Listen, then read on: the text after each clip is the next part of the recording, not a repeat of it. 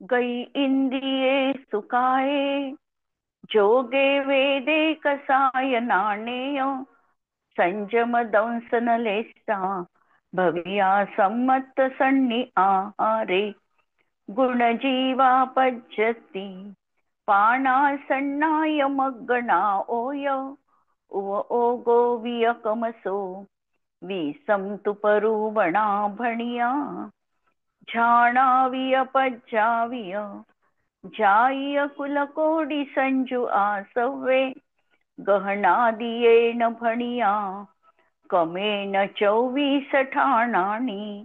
अंतिम शासन नायक 1008 भगवान महावीर स्वामी की जय. द्वादशांग श्रुतदेवी की जय. स्वाध्याय कक्ष संपेपर्यंत आपणा सर्वांना चतुर्विध आहाराचा त्याग असणार आहे. 24 ठाण चर्चा आपण बघतो आहे आणि या चर्चा अंतर्गत आम्ही गुणस्थान प्रकरण बघतो आहे. गुणस्थानामध्ये 6व्या गुणस्थानापर्यंत आम्ही पाहिलेलं आहे. आता आपल्याला 7वं गुणस्थान पाहायचं आहे. 6व्या गुणस्थानामध्ये मुनी अवस्था आहे, संज्वलन कषायाचा तीव्र उदय आहे, महाव्रतांचं पालन जीवनामध्ये असणार आहे, शरीर संसार आणि भोग यापासून विरक्ती जीवनात आहे. या गुणस्थानात चित्रला चरण चारित्र असं चारित्र प्रमत्तविरत्र अशा प्रकारचं चारित्र या ठिकाणी दिसणार आहे. व्यक्त किंवा अव्यक्त प्रमाद या गुणस्थानापर्यंत असू शकतो. या गुणस्थानात आहारक द्विकचा पण उदय संभवनीय आहे, म्हणून आहारक द्विक या ठिकाणी असू शकतात. अशा प्रकारच्या अनेक वैशिष्ट्यपूर्ण रीतीने आम्ही हे 6वं गुणस्थान बघितलेलं आहे. आणि आता आपल्याला 7व्या गुणस्थानाकडे वळायचं आहे. 7वं ही गुणस्थान मुनी पदांचंच गुणस्थान आहे. 6व्यापासून वरची सगळी गुणस्थानं मुनी पदाची गुणस्थानं आहे. 6व्या गुणस्थानामध्ये संज्वलन कषायाचा तीव्र उदय होता, त्यामुळे प्रमाद जीवनात होता. आणि 6व्या गुणस्थानातला प्रमाद म्हणजे शुभोपयोगात त्यांची प्रवृत्ती असते, हा त्यांच्या जीवनातला प्रमाद होता. जेव्हा हेच मुनी 7व्या गुणस्थानात जातात याचाच अर्थ संज्वलनचा मंद उदय सुरू झाला. कारण उदय एकसारखा राहत नाही, तीव्र मंद अशा प्रकारच्या उदयामध्ये फरक आहे.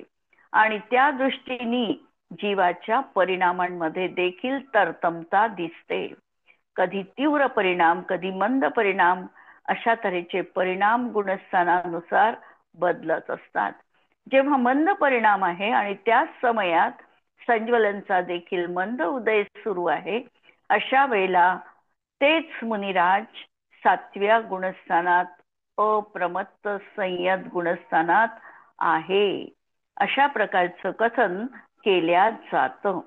हे 7वं गुणस्थान जे आहे, या 7व्या गुणस्थानामध्ये व्यक्त किंवा अव्यक्त प्रमाद असत नाही. यांचा बुद्धिपूर्वक उपयोग आत्मतत्वामध्ये संलग्न आहे, शुभोपयोगामध्ये प्रवृत्ती नाही. आणि शुद्धोपयोगाची धारा पूर्णांशाने, इथून शुद्धोपयोगाची धारा आहे, कारण बुद्धिपूर्वक प्रमाद संपलेला आहे, बुद्धिपूर्वक कषाय देखील विद्यमान नाही. आणि म्हणून या ठिकाणी आत्मतत्वामध्ये लीनता रूप चारित्र, ज्याला शुद्धोपयोग म्हटल्या जातो, हा शुद्धोपयोग या गुणस्थानापासून पुढच्या सगळ्या गुणस्थानात आहे. प्रश्न कधी कधी असाही येऊ शकतो, आधीच्या गुणस्थानात शुद्धोपयोग आहे की नाही आहे. तर जितका काळ स्थिरता असेल तेवढा कथनचित शुद्धोपयोग म्हटल्या जाऊ शकतो, परंतु हा काळ अल्प असल्यामुळे त्याला गौणता करून तिथे नाही अशा प्रकारचा उपचार केला जातो. आणि 7व्या गुणस्थानात प्रामुख्याने आता ते शुद्धोपयोगात लीन असतात, आणि म्हणून इथून शुद्धोपयोगाची सुरुवात आहे असं म्हटल्या जातं. असं हे 7वं अप्रमत्त गुणस्थानाचं स्वरूप आहे. या गुणस्थानाचं अंतरंग निमित्त कारण असणार आहे. सम्यक्त्व सहित 12 कषायांचा अनुदय आणि संज्वलन कषायाचा आणि 9 कषायाचा मंद उदय हे या गुणस्थानाचं अंतरंग निमित्त कारण आहे. उपादान कारण या गुणस्थानाचं कोणतं असू शकेल? 12 कषायांचा काय ताई? 12 अनुदय. कषायांचा का? अनुदय. हा, हा. म्हणजे उदय नाहीये. आणि कसं आहे या ठिकाणी 12 कषायांचा चारित्र आहे क्षायोपक्षमिक, त्यामुळे हे क्षायोपक्षमिकच घटित करायचं. इथे पण असंच लावायची याची व्याख्या की वर्तमान काळी उदयात येण्यायोग्य अनंतानुबंधी अप्रत्याख्यानावरण आणि प्रत्याख्यानावरणाच्या सर्वघाती स्पर्धकांचा उदयाभावी क्षय, पहिली स्टेप. दुसऱ्या स्टेपमध्ये भविष्यकाली उदयात येण्यायोग्य या 12 कषायांचा सद्वस्थारूप उपशम, सर्वघाती स्पर्धकांचा सद्वस्थारूप उपशम आणि वर्तमान काळामध्ये 4 संज्वलनचा देशघातीचा मंद उदय. अशी कर्माची अवस्था असताना जीवाचा जो संयम भाव प्रगट आहे त्या संयम भावाला अप्रमत्त गुणस्थान म्हटल्या जातो. सकल संयमी असं म्हटल्या जातं. हे इथे चारित्र आहे, क्षायोपक्षमिक चारित्र. म्हणजे 5, 6 आणि 7 या गुणस्थानात चारित्र क्षायोपक्षमिकच असणार आहे. म्हणून 12 कषायांचा अनुदय हे ठोकळ मानाने, आणि सूक्ष्म पाहायचं असेल तर क्षयोपक्षम घटित करायचा. या गुणस्थानाचं उपादान कारण काय असेल? 7व्या गुणस्थानात कुठून कुठे जाऊ शकतो, कशा प्रकारे जाऊ शकतो? एखादा जीव पहिल्यातून 7व्यात जाऊ शकतो. म्हणून पहिल्या गुणस्थानातला पाचव्यातून 7व्यात, आणखी 6व्यातूनही जाऊ शकेल, 6व्यातूनही 7व्यात आणि 4थ्यातूनही 7व्यात. म्हणजे पहिल्या दुसऱ्यातून जाऊ शकत नाही. दुसरं गुणस्थान उतरतानाच आहे. 3ऱ्या गुणस्थानातून देखील 4थ्यात जाईल आणि मग 7व्यात जाऊ शकतो. म्हणून 3ऱ्या पण नाही. म्हणून पहिलं, 4थं, 5वं आणि 6वं ही गुणस्थानं चढतानाची गुणस्थानं. आणि आणखी उपादान कारणामध्ये एक लावावं लागतं की 8व्या गुणस्थानातून देखील उपशम, सम्यक दृष्टी उपशम श्रेणी आरोहण करणारा जीव 11 पर्यंत गेला, परत वापस 8 मध्ये आला, 8 मधून देखील 7 मध्ये येऊ शकतो. म्हणून 8व्या गुणस्थानात पतित होताना जो 8व्या गुणस्थानाचा अंतिम समयातला परिणाम आहे तो पण त्याचं उपादान कारण आहे. म्हणून पहिलं, 4थं, 5वं, 6वं आणि 8वं असे हे गुणस्थान या गुणस्थानाचं उपादान कारण म्हटल्या जातं. अंतरंग निमित्त कारण पाहिलं. बाह्य निमित्त कारणामध्ये तर सत्संग, उपदेश, शास्त्र वाचन हे सगळं, जिनबिंब दर्शन हे सगळं बहिरंग कारण म्हटल्या जातं. आता या गुणस्थानामध्ये मुनी किती असतात? 7व्या गुणस्थानामध्ये मुनी एकूण किती असतात? त्यांची संख्या किती असू शकते मॅक्झिमम? तर 2,96,99,000 आणि 103 मुनी या गुणस्थानात असू शकतात. म्हणून ही संख्या आहे 2,96,99,000 आणि 103 ही संख्या 7व्या गुणस्थानातील मुनींची आहे. आपण जी 3,9 करोड मुनी लावतो ही 6व्यापासून 13व्या गुणस्थान पर्यंतची मुनींची संख्या लावतो. नंतर या गुणस्थानाचा काळ किती आहे? परत कालाच्या अपेक्षेने बघितलं तर या गुणस्थानाचा जघन्य काळ 1 समयाचा आहे. गेला, कदाचित त्याच ठिकाणी आयुक्षय झाला तर 4थ्या गुणस्थानात वापस येतील, आणि म्हणून या गुणस्थानाचा 1 समय हा जघन्य काळ आहे आणि उत्कृष्ट काळ आहे परत 1 कोटी पूर्व एवढा काळ, त्याच्यामध्ये 8 वर्ष आणि अंतर्मुहूर्त एवढं कमी करून तेवढा काळ उत्कृष्ट काळ आहे. हे गुणस्थान फक्त तिथे मनुष्य सारखं सहावं गतीतील, सातवं सुरू राहते ना, मग इतका हो, मोठा काळ कसा राहणार आहे 7व्या तर गुणस्थानाचा? तेच दोन मिळूनच तो काळ सांगितलेला आहे. जसं हा, आपण 6व्या 2 महिने. गुणस्थानात तो काळ लावला ना, तर तसा हा, 6वं 7वं 6वं 7वं 2 मिळून. या अच्छा. गुणस्थानाचा मिळूनच हा काळ लावलाय. तसं पाहिलं तर अंतर्मुहूर्तच काळ आहे, मग हा. त्याच्यापेक्षा जास्त काळ नाहीच आहे.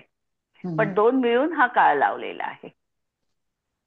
आता एक अंतर्मुहूर्त त्यांनी असे म्हणजे 6व्या गुणस्थानाचाही एक अंतर्मुहूर्त, 7व्या गुणस्थानाचाही एक अंतर्मुहूर्त. एक हं. अंतर्मुहूर्त तर मग एवढाच आता घेतलेला तिथे आहे. कसं आपण प्रत्येक एक अंतर्मुहूर्तानंतर काय प्रत्येक वेळेला शुद्धोपयोगात जाणार आहे का हे 7व्या गुणस्थानावरती मुनी? हो, 6व्यात असे आलेच पाहिजे. म्हणजे अंतर्मुहूर्त कसं आहे, अंतर्मुहूर्तामध्ये अनेक पर्याय उपलब्ध आहे. आता हम्म. जघन्य अंतर्मुहूर्त म्हटला तर किती आहे, आणि 42 मिनिट उत्कृष्ट होते. 48 मिनिटाला एक समय कमी, हा. हा उत्कृष्ट अंतर्मुहूर्त झाला, उत्कृष्ट हम्म. झाला तो. हम्म. आणि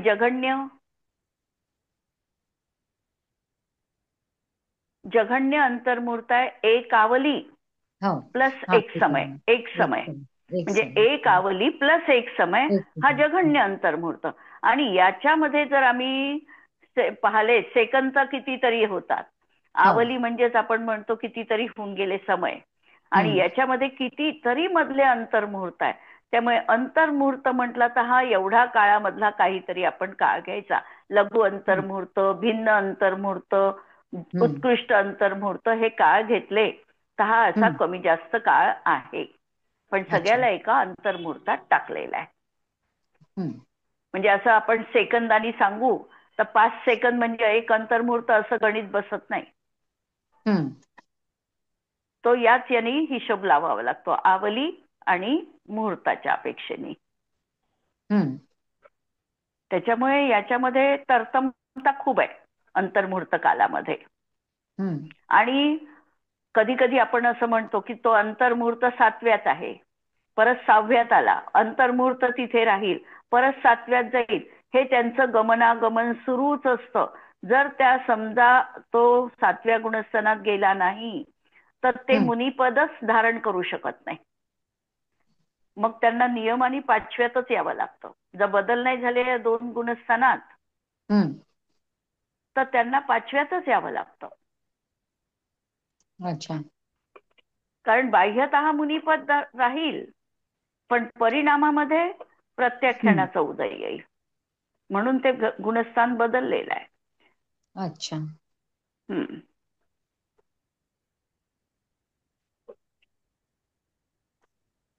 आता गती कशी राहणार आहे, मनुष्य गतीच राहणार आहे, कर्मभूमीजच राहणार आहे तो, आणि द्रव्यानी पुरुषवेदीच असणार आहे. कारण व्रत धारण केले, महाव्रती बनले याचा अर्थ द्रव्यानी ते पुरुषवेदीच असतील, हे तर नक्की. भावानी स्त्रीवेदी असू भाव शकते. भावानी तिन्ही वेद असू शकतात. हम्म. नपुंसक वेदवाला पण असू शकतो, स्त्रीवेदवाला पण असू शकतो, आणि पुरुष वेदवाला पण असू शकतो. भावानी कोणताही वेद असू शकतो, पण द्रव्यानी ते पुरुषवेदीच असणार आहे. नंतर या ठिकाणी आता ध्यान किती राहतील 7व्या गुणस्थानात. 6व्यामध्ये आपण एकच काढलं होतं, निदान नावाचं अर्थध्यान, रौद्रध्यान 4ही काढले होते 6व्या हम्म. गुणस्थानात. आता 7व्यामध्ये आहे. 7व्यामध्ये ध्यान किती राहतील तर आर्त आणि रौद्र 4ही प्रकारचे, हे 8ही प्रकारचे ध्यान राहणार नाही, आणि 4 धर्मध्यान त्यांच्या जीवनात 7व्या गुणस्थानात असू शकतात. आता इथे जो अप्रमत्त शब्द आलेला आहे 7व्या गुणस्थानामध्ये, हा अप्रमत्त शब्द आदिदीपक आहे. आदिदीपक आहे याचा अर्थ या ठिकाणापासून पुढची सगळी गुणस्थानं अप्रमत्त दशेचीच गुणस्थानं असणार आहे. इथे शुद्धोपयोग आहे, नंतर इथे सामायिकामध्ये संयमामध्ये पाहिलं तर सामायिक आणि छेदोपस्थापना हे 2 संयम या ठिकाणी आहे. जर ते पुरुषवेदी असेल तर यदा कदाचित त्यांना परिहार विशुद्धी चारित्र्य असू शकतं. 6व्या आणि 7व्या गुणस्थानात परिहार विशुद्धी चारित्र्य त्यांना असू शकतं. आणि या गुणस्थानाचे 2 भाग पडतात. एक पडतो स्वस्थान अप्रमत्त आणि दुसरा पडतो सातिशय अप्रमत्त. स्वस्थान अप्रमत्तामध्ये 6वं 7वं 6वं 7वं असं त्यांचं गुणस्थान होत असतं. आणि महाव्रत धारण केल्यापासून त्यांना हे गुणस्थान असतंच असतं. जर या गुणस्थानात 2 गुणस्थानात त्यांची चढ उतार झाली नाही तर यदा कदाचित ते खाली पतित होऊ शकतात. म्हणून याच गुणस्थानात त्यांचं 2 मध्ये परिवर्तन सुरू असतं. ते भाव जिथपर्यंत आहे तिथपर्यंतच्या भावांना स्वस्थान अप्रमत्त भाव म्हटल्या गेलेले आहे. पण एखाद्या जीवानी आता जर त्याला 3 प्रकारचं संवणन शेवटचं म्हणजे उत्कृष्ट 3 संवणन असेल, वज्र ऋषभ नाराच, नाराच आणि अर्धनाराच, हे जर 3 संवणन असेल तर ते जीव श्रेणी आरोहण करू शकतात, उपशम श्रेणी आरोहण करू शकतात. 3 जर उत्कृष्ट संवणन असतील तर, उत्तम संवणन असतील तर, आणि ते श्रेणी आरोहण करून 11व्या गुणस्थानापर्यंत जाऊ शकतात. त्यावेळेला 7व्या गुणस्थानात त्यांचं सातिशय अप्रमत्त हे परिणाम होतात. आणि हे परिणाम होतात याचा अर्थ तिथे त्यांनी अधःकरण रूपाचे परिणाम चारित्र्यासाठी प्राप्त केलेले आहे. असं हे 7व्या गुणस्थानाचं स्वरूप आहे. यावर कुणाला काही प्रश्न इथपर्यंत? ते सातिशय म्हणजे काय, अनिवृत्तकरण की नाही? आता हे चारित्र्यास, आता हे 7व्या पहिल्या गुणस्थानामध्ये देखील करण परिणाम होतात. ते सम्यक्त्वासाठी करण परिणाम होतात. या ठिकाणी जे करण परिणाम करत आहे हे चारित्र्य प्राप्त करण्यासाठी परिणाम करत आहे. चारित्र्य तर त्यांना प्राप्त आहे पण त्यांचं ते क्षायोपक्षमिक चारित्र्य आहे. आणि या क्षायोपक्षमिक चारित्र्यातून त्यांना आता एक तर निर्मल असलेलं क्षायिक चारित्र्य प्राप्त करायचं आहे किंवा त्याच दर्जाचं उपशम चारित्र्य प्राप्त करायचं आहे. त्यासाठी आता त्यांचा पुरुषार्थ सुरू आहे. आणि तो पुरुषार्थ जिथे संपन्न करणार आहे ती जाती असणार आहे अधःकरण रूपाची. आणि तिथून अधःकरण, मग 8व्या गुणस्थानाचं अपूर्वकरण नाव अनिवृत्तीकरण, सूक्ष्म सांप्राय म्हणजे चारित्र्याची ही चढती श्रेणी आहे. म्हणून याला म्हटलेलं आहे श्रेणी आरोहण करणं. श्रेणी आरोहण करणं याचा अर्थ निर्मल चारित्र्य प्राप्त करणं. आणि त्याची सुरुवात 7व्या गुणस्थानाच्या या सातिशय अप्रमत्त भागापासून झालेली आहे. ठीक आहे. आता या ठिकाणी 7व्या गुणस्थानामध्ये आपण पहिल्यांदा बघू उदय, उदय विच्छुत्ती आणि अनुदयाचं प्रकरण. 6वं गुणस्थान, त्याला पहिल्यांदा आपल्याला 7वं गुणस्थान पाहण्याच्या आधी 6व्या गुणस्थानावर आपल्याला नजर टाकावीच लागते. प्रमत्त विरत 6वं गुणस्थान, इथे आपण बघितल्या होत्या 41 प्रकृती अनुदयात टाकलेल्या होत्या उदय विच्छुत्तेच्या, आणि ज्याचा इथे उदय येत नाही अशा मिळवून 41 प्रकृती झालेल्या होत्या. 81 प्रकृती इथे उदयात होत्या आणि 5 प्रकृतींची उदय विच्छुत्ती झाली होती. आहारद्विक आणि स्त्यानक वृद्धी 3 महानिद्रा. आता 7व्या गुणस्थानामध्ये 41 आणि 5 प्लस केल्या झाल्या 46 अनुदयामध्ये. म्हणजे या ठिकाणी आता 7व्या गुणस्थानात 46 प्रकृतींचा उदय असणारच नाही. 76 प्रकृतींचा उदय आहे आणि 4 प्रकृतींची इथे उदय विच्छुत्ती आहे. त्या 4 प्रकृती आपण लावू शकतो की सम्यक्त्व प्रकृती. कारण क्षायोपक्षमिक सम्यक्त्व जे राहणार आहे ते 7 पर्यंतच राहणार आहे. 7च्या पुढे क्षायोपक्षमिक सम्यक्त्व असणार नाही. म्हणजे सम्यक प्रकृतीचा उदय संभाव्य आहे तो 7 पर्यंत. त्याच्या पुढे सम्यक प्रकृतीचा उदय पण चालणार नाही. क्षायोपक्षमिक सम्यक्त्व असणार नाही. म्हणून इथे सम्यक प्रकृतीची पण उदय विच्छुत्ती आहे. आणि अर्धनाराच, किलीत आणि असंप्राप्ता स्पृस्पाटिका हे 3 संवहन. हे 3 संवहन का? कारण पुढचे 3 संवहन असेल तर तो वर जाऊ शकतो. पण समजा असंप्राप्ता स्पृस्पाटिका संवहन आहे किंवा किलीत संवहन आहे तर ते असे मुनिराज या 7व्या गुणस्थानाच्या वर जाऊ शकत नाही. आजच्या या पंचम काळामध्ये कोणत्याही मुनींना नाराच, वज्रनाराच आणि वज्र ऋषभ नाराच हे 3 संवहन नाही. वज्र ऋषभ नाराच, नंतर नाराच आणि वज्रनाराच हे 3 संवहन नाही. त्यामुळे कोणतेही मुनी आज 7व्या गुणस्थानाच्या वर जाऊ शकत नाही. त्यांचे संवहन असतील तर 3च आहे, अर्धनाराच, किलीत आणि असंप्राप्ता स्पृस्पाटिका. या 3 संवहनाची इथे उदय विच्छुत्ती आहे. म्हणून इथे 4 कर्मांची, 4 प्रकृतींची उदय विच्छुत्ती लावायची. अशा प्रकारे हे उदयाचं पाहिलं. त्यानंतर बंध, जर आपल्याला बंधाच्या त्रिभंगी पाहायची असेल तर 7वं गुणस्थान. 7वं गुणस्थान आहे अप्रमत्त विरत गुणस्थान. या गुणस्थानामध्ये आता 6व्या गुणस्थानामध्ये आपण 57 प्रकृतीला अबंधात टाकलेलं होतं. कोणत्या 53 आणि 4 मिळून 57 प्रकृती अबंधात होत्या. 63 प्रकृतींचा इथे उदय होता, बंध होता आणि 6ची बंध विच्छुत्ती झाली होती. या 6 प्रकृतींच्या विषयी विशेष सांगितलेलं होतं की ह्या 6 प्रकृती प्रायोग्य लब्धीच्या 34व्या बंधापसरणामध्ये तिथे पण बांधल्या जात नाहीत. त्या प्रकृती आहे अवरून सुरू होणाऱ्या अस्थिर, अशुभ, असाता, वेदनीय, अयशकीर्ती, अरती आणि शोक. आता ह्या 6 आणि 57 मिळून आपल्या प्रकृती झालेल्या आहे 63 प्रकृती. 6 6 12 आणि 13 63 प्रकृती.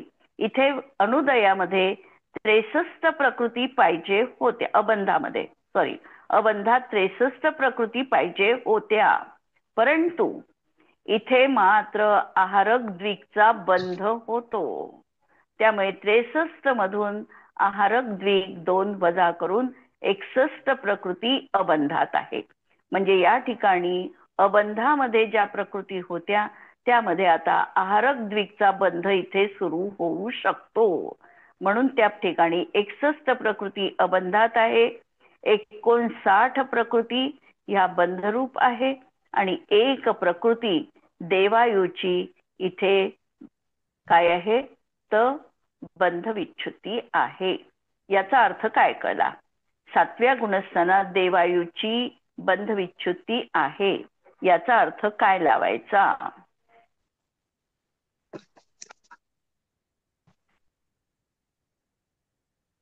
याचा अर्थ हा लावायचा की पहिल्यांदा आपण पहिल्या गुणस्थानात नरकायू काढली, दुसऱ्या तिर्यंचायू काढली, चौथ्यामध्ये मनुष्यायू पण काढली आणि आता 7व्यामध्ये देवायू पण काढली.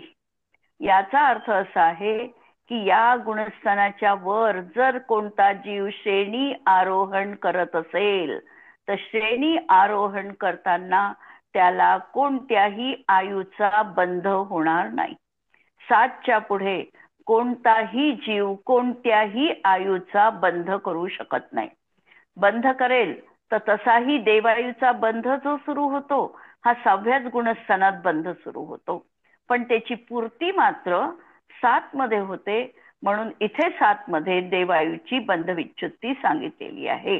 कोणत्याही जीवाला 7व्या गुणस्थानात आयुबंध सुरू होत नाही, पूर्ती होते. या अपेक्षेने इथे 7 मध्ये देवायुची आता बंधविच्छुत्ती सांगितलेली आहे.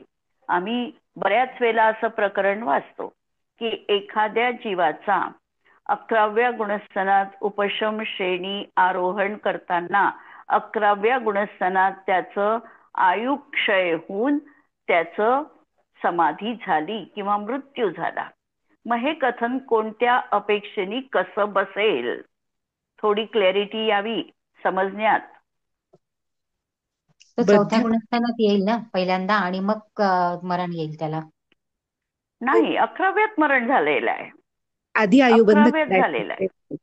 हा, त्या जीवानी पहिल्यांदा हे लक्षात घ्यायचं, तो श्रेणी आरोहण करतो आहे आणि 11व्या गुणस्थानात त्याचं जर मरण झालं असेल तर श्रेणी आरोहण करण्यापूर्वी म्हणजे 6व्या गुणस्थानात, 5व्या, 4थ्या कोणत्याही या गुणस्थानामध्ये त्यांनी प्रथमतः आयुबंध केलेला आहे. असा जीव जर श्रेणी आरोहण करेल तर त्याचं 11व्या गुणस्थानात आयु संपली तर त्या ठिकाणी मरण होऊ शकतं. अन्यथा कोणत्याही परिस्थितीत जीवाचं मरण होणार नाही. म्हणजे 11व्या गुणस्थानात 11व्या गुणस्थानाची पतित होण्याची 2 कारणं सांगितलेली आहे.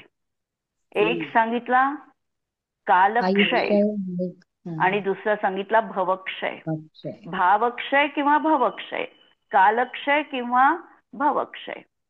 काल संपला म्हणून खाली आले आणि दुसरा भव संपला म्हणून खाली आले. तर भव ज्यांचा संपणार आहे त्यांना आयुबंध आधी झालेला असतो आणि मगच ते श्रेणी आरोहण करतात. आणि श्रेणी आरोहण करणाऱ्या जीवाला निश्चितपणे देवायुचाच बंध झालेला असतो. 11व्या गुणस्थानातून जो जीव आता 4थ्यामध्ये आला, मरण झालं, 4थ्या गुणस्थानात आला, विग्रह गतीमध्ये त्यांचं 4थं गुणस्थान कायम आहे. सम्यक्त्व तिथे कोणतं असू शकतं? 11व्यातून पडलेला आहे, 4थ्यात आला, सम्यक्त्व कोणतं आहे? द्वितीयोपशमिक. दोन्ही पण सम्यक्त्व असू शकतात ना? दोन्ही नाही राहत, एकच ऑप्शन आहे, द्वितीयोपशमच असणार आहे. कारण श्रेणी आरोहण करताना त्याला द्वितीयोपशम सम्यक्त्व करावं लागलं आणि मग त्यांनी श्रेणी आरोहण केली. आणि जेव्हा आता संपला आयु, 4थ्यात आला, त्यावेळेला त्याचं फक्त क्षायोपक्षमिक द्वितीयोपशम सम्यक्त्वच कायम आहे. क्षायोपक्षमिक सम्यक्त्व तिथे असत नाही. म्हणजे एकच ऑप्शन त्याच्याजवळ आहे द्वितीयोपशमाचा, आणि हे सम्यक्त्व घेऊन तो जीव देव पर्यायीमध्ये उत्पन्न होतो. देव पर्यायीत उत्पन्न होत असताना विग्रह गतीमध्ये उपशम सम्यक्त्व, द्वितीयोपशम सम्यक्त्व आहे. नंतर अपर्याप्तक अवस्थेत पण द्वितीयोपशम सम्यक्त्व आहे. आणि जेव्हा त्याची पर्याप्ती पूर्ण होते त्यावेळेला त्याचं औपशमिक सम्यक्त्व संपून क्षायोपक्षमिक सम्यक्त्व तिथे राहतं. मग तो क्षायोपक्षमिक सम्यक दृष्टी बनतो. तोपर्यंत द्वितीयोपशम सम्यक्त्व त्यांचं असतं. म्हणून देवायुची इथे विच्छुत्ती दाखवली, बंधविच्छुत्ती, याचा अर्थ आता पुढे त्याला आयुबंध होणार नाही. बरेच आम्ही उपसर्ग मुनी असे वाचतो की त्यांच्या शरीरावर, जसे पांडवांच्या शरीरावर तप्त आभूषण चढवली आणि त्यांचं मरण झालं. दोघांचं, पांडवांपैकी दोघांचंच आलेलं आहे. कोण? नकुल आणि सहदेवचं. आणि बाकीचे तर 3 तद्भव मोक्षगामी होते, ते तर 3 पांडव मोक्षाला गेले. पण 2 जे गेले त्यांना आयुबंध पहिल्यांदा झालेला आहे. ही विशेषता लक्षात ठेवायची. प्रथमानुयोगाचं कथन करताना इतक्या बारीकीने कथन केल्या जात नाही, पण द्रव्यानुयोगामध्ये मात्र हे पूर्ण कथन त्यांनी पद्धतशीरपणे वैज्ञानिक पद्धतीने उजागर केलेलं आहे. तर असं हे देवायुचं बंधाचं. आता सत्वाचं प्रकरण पाहू आपण. सत्व कसं राहतील? 7व्या गुणस्थानामध्ये सत्व. आता गुणस्थान हे बघत असताना, सत्व पाहत असताना आम्हाला तर 2 काय पाहावे लागतात? श्रेणी पाहावे लागतात. एक उपशम श्रेणीच्या अपेक्षेने कथन करावं लागतं आणि एक शपक श्रेणीच्या अपेक्षेने कथन करावं लागतं. उपशम श्रेणीच्या अपेक्षेने कथन केलं तर त्याला सत्व हे जास्त असतं, कारण त्याच्या कर्मप्रकृती नष्ट झालेल्या नसतातच. क्षपक श्रेणीच्या अपेक्षेने त्याला कर्मप्रकृतींचा क्षय करीत पुढे जावं लागते.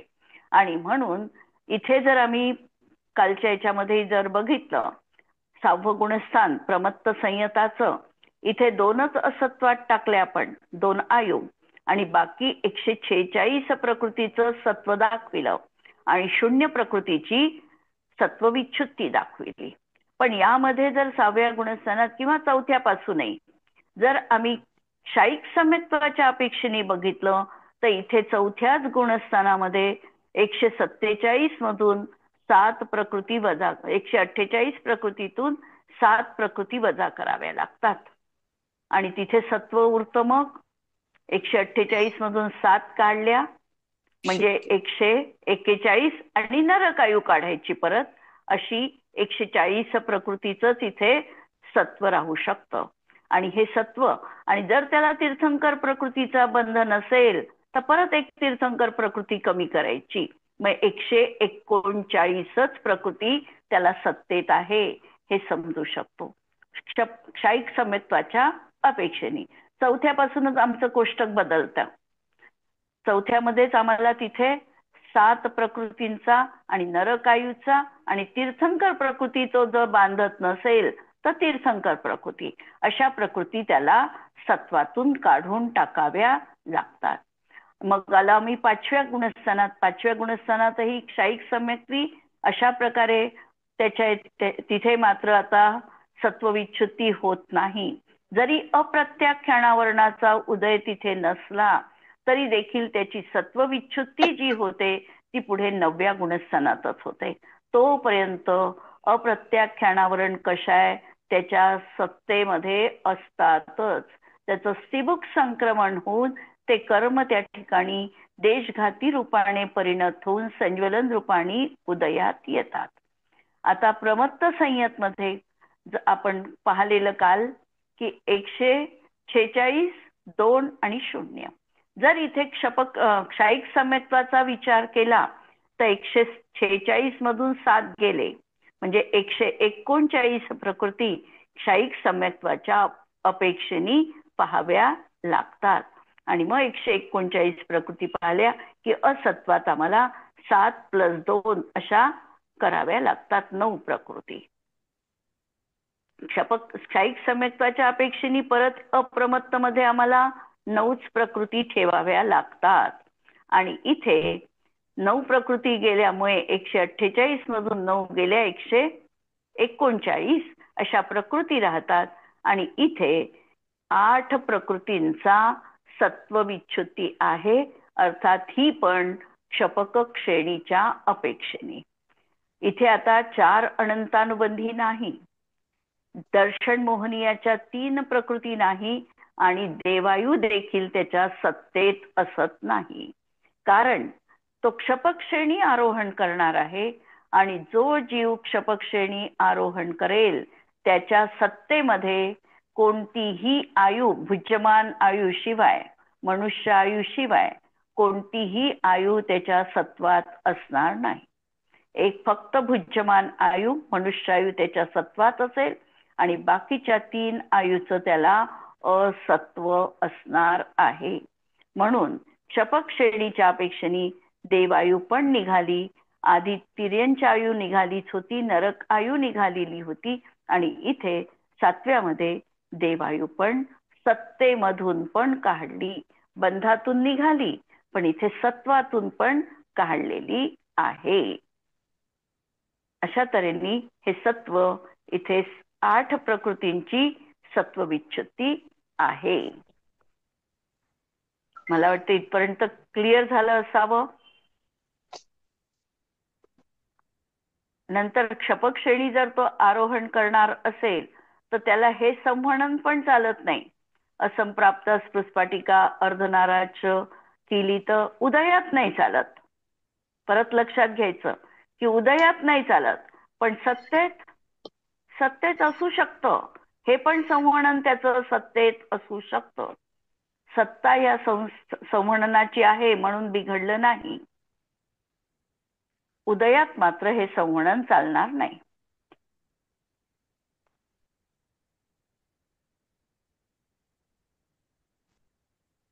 सहनन बदलत नाही, नाही का? एकदा जे सहनन प्राप्त झालं नाही, तेच राहणार. तेच राहतं.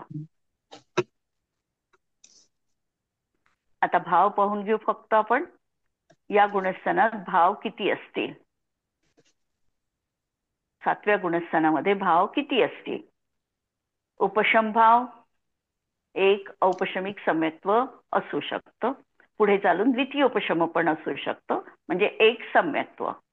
नंतर क्षायिक भाव, इथे क्षायिक भाव पण एकच आहे, क्षायिक सम्यक्त्व. क्षायोपशमिक भाव, मुनिपद आहे, म्हणजे 4 ज्ञान आहे, 3 दर्शन आहे, 5 लब्धी आहे, क्षायोपशमिक सम्यक्त्व आहे आणि सकल संयमी ते आहेत. औदैहिक भावामध्ये मनुष्य गती आहे, 4 कषाय आहे, 3 वेद आहे, अज्ञान आहे, असिद्धत्व आहे आणि 3 शुभलेश आहे. आणि पारिणामिक भावामध्ये 2च आहे, जीवत्व आणि भव्यत्व. अशा तऱ्हेने इथे 31 भाव विद्यमान आहे. बाकीचं प्रकरण आपण सोमवारला बघू. 2 दिवस आता क्लास नाही होणार, म्हणजे शुक्रवार, शनिवार आणि रविवार 3 दिवस क्लास नाही होणार. सोमवारी आपण पुढचा क्लास घेणार आहोत. स्तुती म्हणून. त्याद्वादनय षटद्रव्य गुण पर्याय और प्रमाण का, जड़ कर्म चेतना बंध का अरु कर्म के अवसान का, कह कर स्वरूप यथार्थ जग का, जो किया उपकार है उसके लिए जिनवाणी माँ को वंदना शत बार है, वंदना शत बार है. नमो अरिहंताणं, नमो सिद्धाणं, नमो आयर्याणं, नमो वज्रायाणं, नमो लोये सव्वसाहुणं. सर्वांना जय जिनेंद्र.